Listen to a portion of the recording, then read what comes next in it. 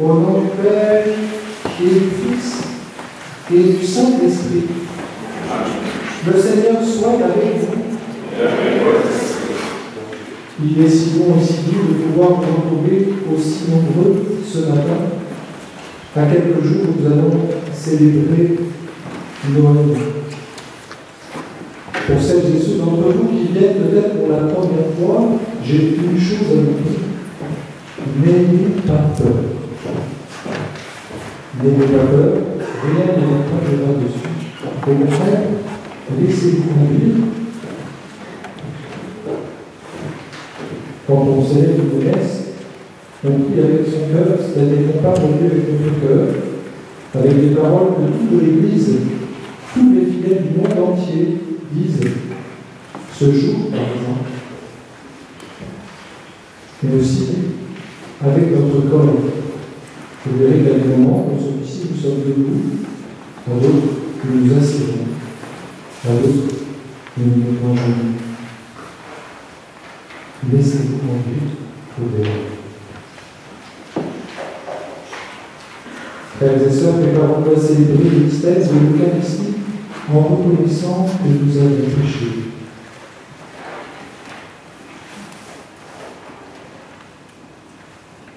Je confesse à Dieu Tout-Puissant. Je reconnais devant vos frères et sœurs que j'ai péché en pensée, en parole, en action et en omission. Oui, j'ai vraiment péché. C'est pourquoi je supplie la Vierge Marie, les anges et les saints, et vous aussi, frères et sœurs, de prier pour moi le Seigneur notre Dieu. Que Dieu Tout-Puissant nous fasse miséricorde et nous pardonne nos péchés et nous conduise à la vie éternelle.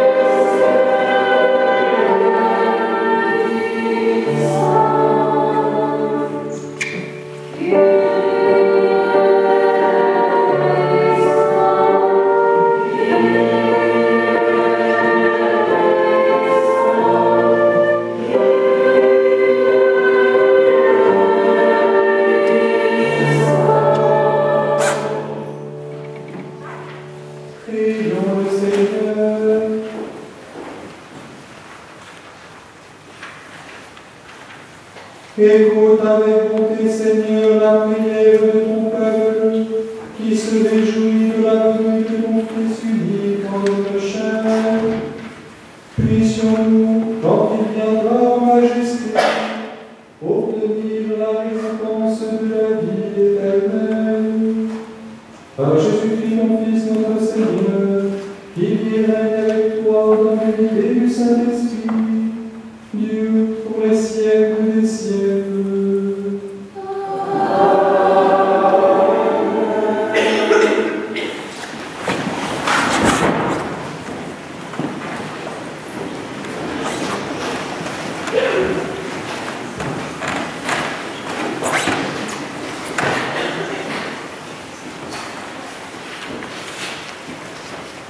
Lecture du livre du prophète Sophie.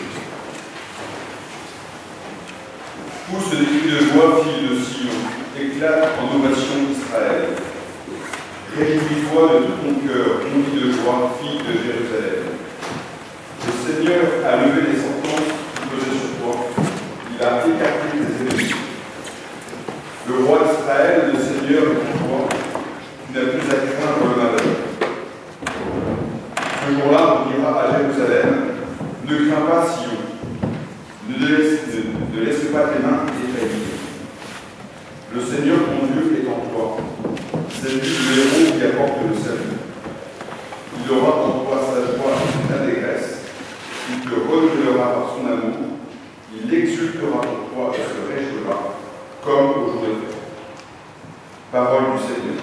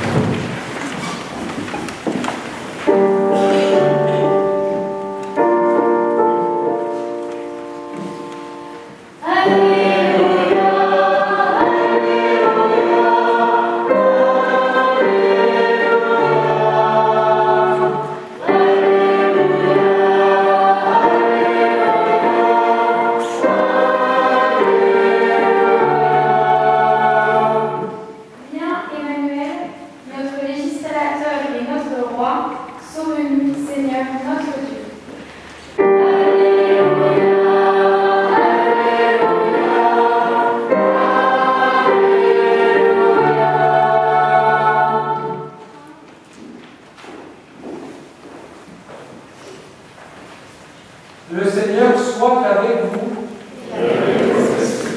Évangile de Jésus-Christ selon saint Luc.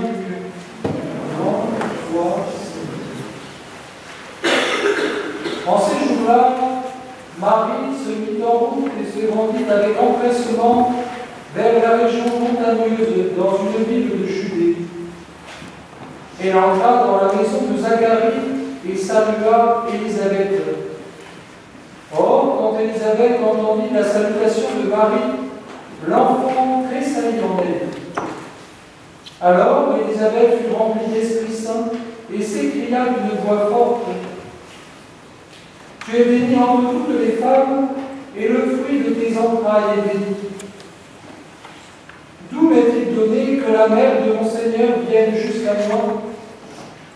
Car lorsque tes paroles de salutation sont parvenues à mes oreilles, l'enfant a tressailli d'allégresse en moi. Heureuse celle qui a cru à l'accomplissement des paroles qui lui furent dites de la part du Seigneur. Acclamons la parole de Dieu. Seigneur Jésus.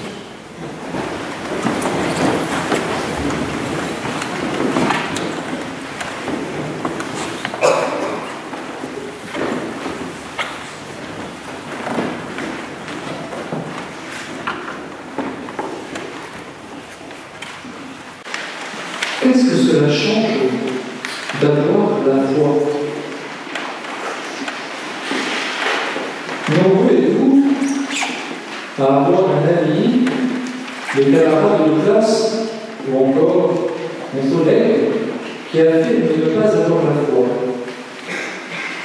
Parmi eux, pourtant, certains se posent la question. Et ça change quoi d'avoir la foi? Est-ce qu'avoir la foi, ça change une vie? Avoir foi en quelqu'un, c'est mettre toute sa confiance en cette personne. Or, faire confiance en quelqu'un passe nécessairement par une expérience vécue avec cette personne. Une expérience, un événement fondateur, bouleversant. Dans une amitié, par exemple, si nous y faisons attention, il y a toujours un moment fondateur dans notre relation. Un moment où j'ai choisi que celui-ci ou celle-là serait mon ami, à qui je peux tout dire. Eh bien, il en est de même avec Marie dont nous parle l'Évangile. Elle vient de faire une expérience bouleversante et fondatrice dans sa vie. L'ange Gabriel va venir à elle pour lui annoncer qu'elle allait concevoir et enfanter un fils portant le nom de Jésus. Mais la foi n'est pas seulement le fait d'avoir vécu l'expérience de Dieu dans sa vie. Ce n'est pas le fait d'avoir vu l'ange Gabriel qui provoque la foi, mais celui de croire à la parole qui lui fut dite de la part du Seigneur. Avoir foi en Dieu, c'est comme Marie, quitter sa maison et ses tâches quotidiennes pour se rendre avec empressement là où le Seigneur l'a appelé. C'est choisir de suivre l'appel du Seigneur qui provoque en moi une joie sans pareille, plutôt que de vivre la souffrance de choisir des petits plaisirs pour essayer d'éveiller ma vie. Lorsque j'ai choisi de répondre à l'appel du Seigneur en 2 temps près, je savais que ça n'était pas toujours une partie plaisir. Mais profondément, je n'ai jamais été aussi heureux. Jamais. Et pour rien, je renonce. Quand on est heureux, pourquoi tout on fait tout pour ces moments. En acceptant de croire à la parole de Dieu, nous laissons le Seigneur entrer dans notre vie, signe de notre valeur inestimable, puisque le Dieu infini a le souci d'une personne, nous aussi que nous sommes. Ce Dieu si bon nous révèle notre beauté véritable. Il crée en nous le désir de chercher cette joie sans pareil et dévoile progressivement nos péchés pour que nous puissions connaître la joie d'en être délivrés.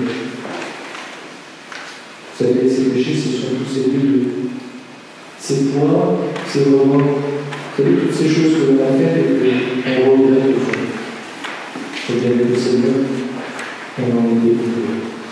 La foi change une vie parce qu'elle n'est plus une recherche de plaisir de la tête, mais une entrée progressivement dans le bonheur du ciel. En nous en mettre sa confiance en Dieu, alors la réalité de ce que nous vivons change. En quelque sorte, se dévoile à nos yeux une réalité comme voilée pour le commun des hommes. Notre quotidien est alors jalonné de petits signes de Dieu qui nous éclairent sur le monde, sur les autres, sur nous-mêmes. C'est ainsi qu'Élisabeth fut inspirée de proclamer à l'intention de Marie, heureuse celle qui a cru à l'accomplissement des paroles qui lui furent dites de la part du Seigneur. Élisabeth a reconnu ce que tout le monde ignorait, à savoir que la Vierge Marie était enceinte du Sauveur. Ce Sauveur, dans quelques jours, nous fêterons la mémoire de sa naissance. La naissance de ce jour où Dieu s'était homme. Parce que non seulement il voulait nous montrer son amour, mais plus encore, nous le fait ressentir. Non seulement il veut notre bonheur, mais il veut nous délivrer du poids de nos chaînes, de tout ce que nous avons tout fait et que nous regrettons, de tous nos péchés. Oui, chers amis, la foi change nos vies en y apportant une joie sans pareil. Toi aussi, heureux seras-tu si tu crois ce que le Seigneur veut faire pour toi.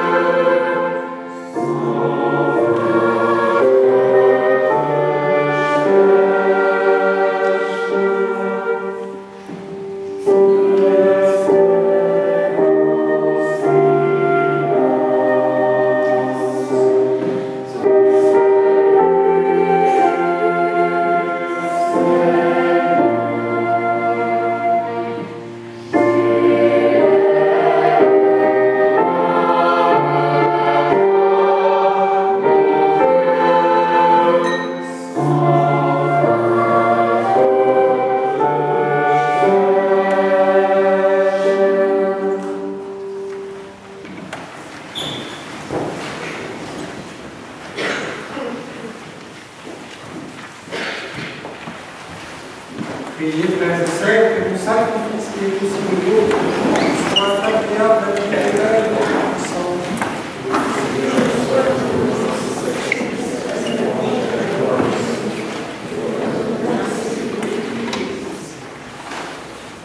accueille favorablement, Seigneur, ces présents que dans ta miséricorde tu m'as donné à ton Église, pour qu'elle puisse te les offrir.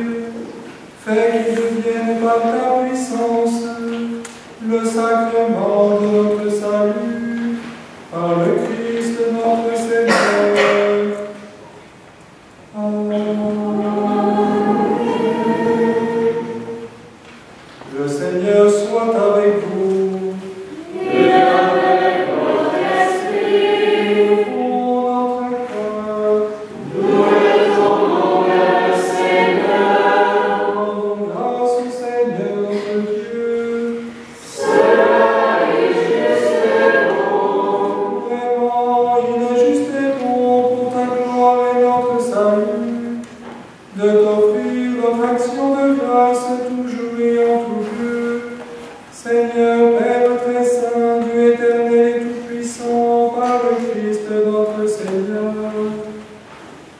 celui que tous les prophètes avaient annoncé, celui que la Vierge Mère attendait dans le secret de son amour, celui dont Jean-Baptiste a proclamé la venue et manifesté la présence. C'est lui qui nous donne la joie d'entrer déjà dans le mystère de Noël, et pour qu'il nous trouve quand il viendra, vigilant dans la prière et rempli d'allégresse.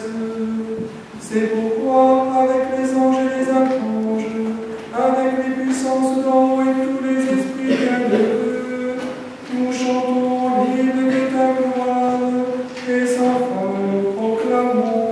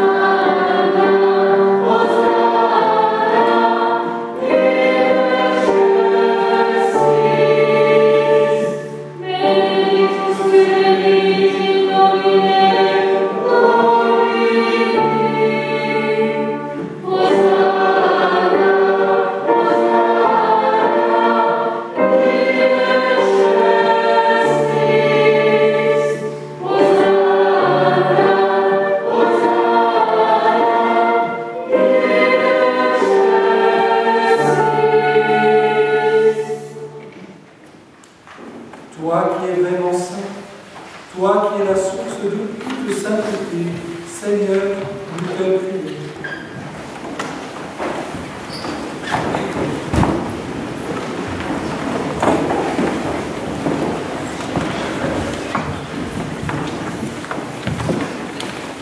Sanctifie ces offrandes en répandant sur elles ton esprit, qu'elles deviennent tout le corps et le sang de Jésus le Christ notre Seigneur.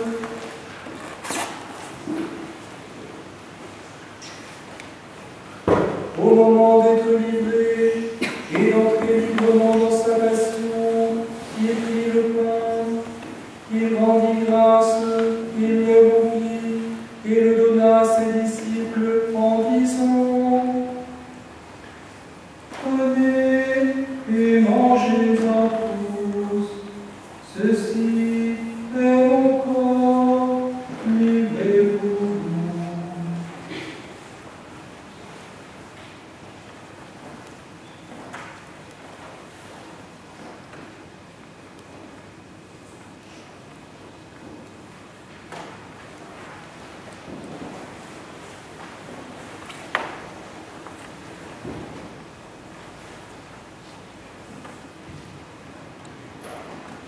De même après le repas, il prit la coupe, de nouveau il rendit grâce, et la donna à ses disciples en disant: Prenez et buvez-en tous, car ceci est la coupe de mon sang, le sang de l'alliance nouvelle et éternelle, qui sera versé pour vous et pour la multitude, en rémission des péchés. Vous ferez cela en mémoire de moi.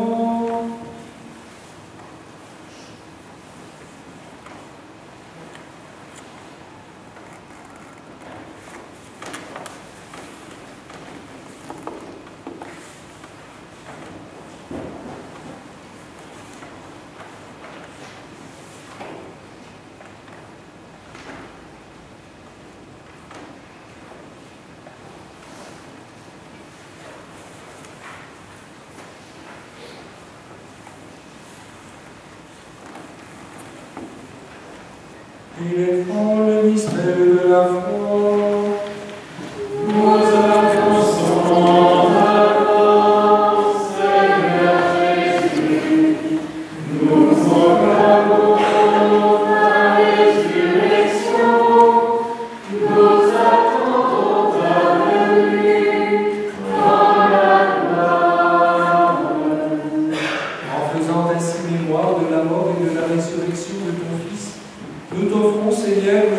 la vie et la coupe du salut. Et nous te rendons grâce, car tu nous as estimés dignes de nous tenir devant toi pour te servir. Humblement, nous te demandons qu'en ayant part au corps et au sang du Christ, nous soyons rassemblés par l'Esprit Saint en un seul corps. Souviens-toi, Seigneur, de ton Église répandue à travers le monde. Fais-la grandir dans ta charité en union avec notre pape François et tous les évêques, les prêtres et les diacres. Souviens-toi aussi de nos frères et sœurs qui se sont endormis dans l'espérance de la résurrection. Et souviens-toi dans ta miséricorde de tous les défunts. Accueille-les dans la lumière de ton visage. Sur nous tous, enfin, nous implorons ta bonté. Permets qu'avec la Vierge Marie, la bienheureuse Mère de Dieu, avec Saint Joseph, son époux, les apôtres et tous les saints qui ont fait ta joie au long des âges, nous ayons part à la vie éternelle et que nous chantions ta louange et ta gloire par ton Fils, Jésus, le Christ.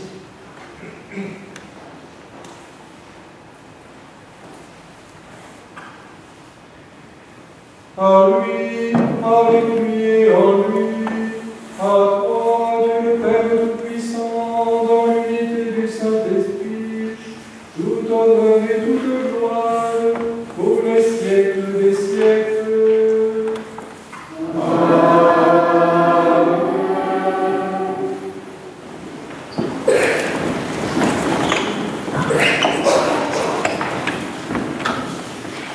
Comme nous avons appris du Sauveur, et selon son commandement,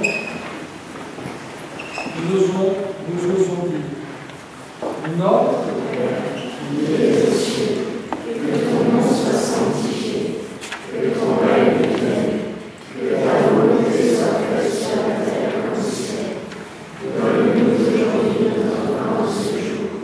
Pardonne-nous nos offenses, comme nous pardonnons aussi à ceux qui nous ont offensés. Et ne nous laisse pas entrer en tentation, mais délivre-nous du mal. Délivre-nous de tout mal, Seigneur, et donne la paix à notre temps. Soutenus par ta miséricorde, nous serons libérés de tout péché, à l'abri de toute épreuve. Nous qui attendons que se réalise cette bienheureuse espérance, l'avènement de Jésus-Christ, notre Sauveur.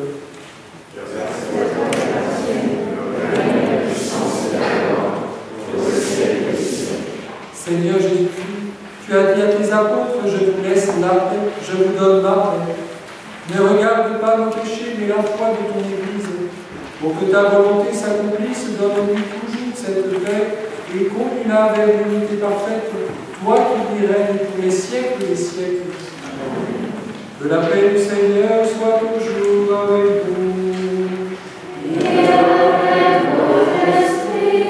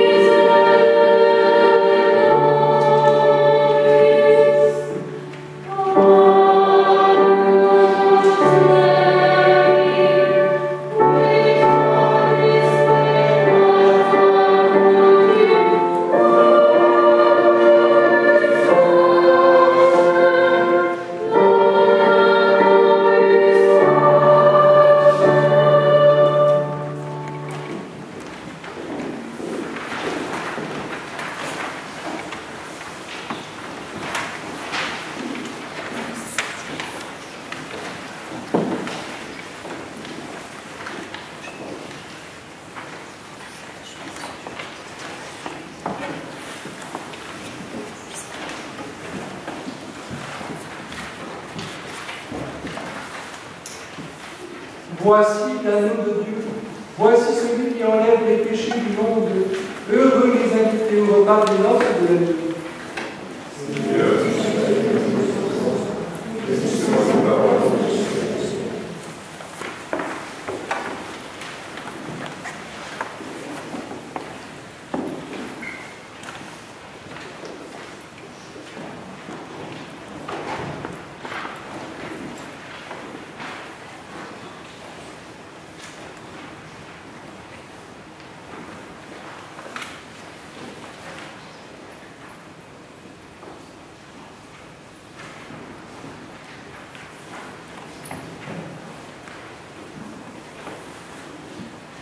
Parmi vous, il y a peut-être des personnes qui n'ont pas encore reçu le baptême, d'autres qui n'ont pas encore vécu la première communion, comme on l'appelle, ou d'autres encore qui, ça fait longtemps, ils ne se sentent pas trop prêts ou trop à l'aise. Toutes ces personnes-là peuvent s'avancer, ne recevront pas la communion, par contre, en croisant leurs bras, elles recevront la bénédiction du Seigneur. Vous pouvez simplement vous avancer en recevant cette bénédiction.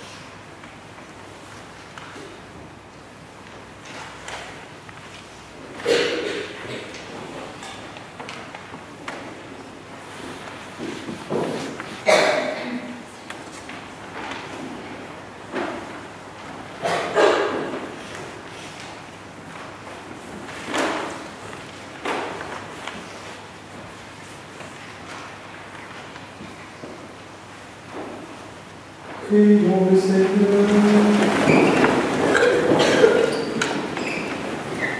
Que la participation au divin mystère, Seigneur, garde à jamais ton peuple, en s'attachant pleinement au service de ta gloire, qu'il reçoive en abondance le salut de l'âme et du corps, par le Christ notre Seigneur.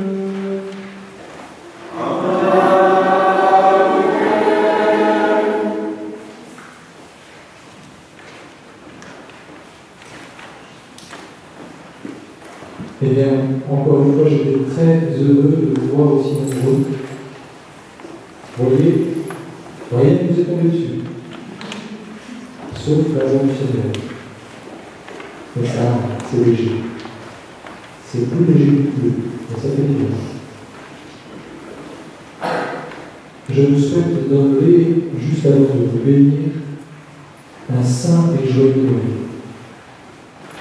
Si vous avez l'occasion de vous rendre dans une église pour célébrer une des messes de Noël, que ce soit dans le secteur ou bien avec votre famille, n'hésitez pas, ça vaut le coup.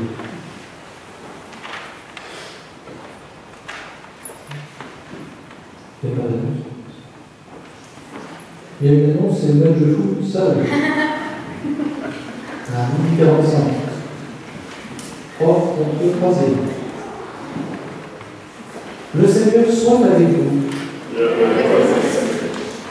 Et que Dieu Tout-Puissant vous bénisse, le Père, le Fils et le Saint-Esprit. Allez dans la paix du Christ. Et on se tourne vers notre Père.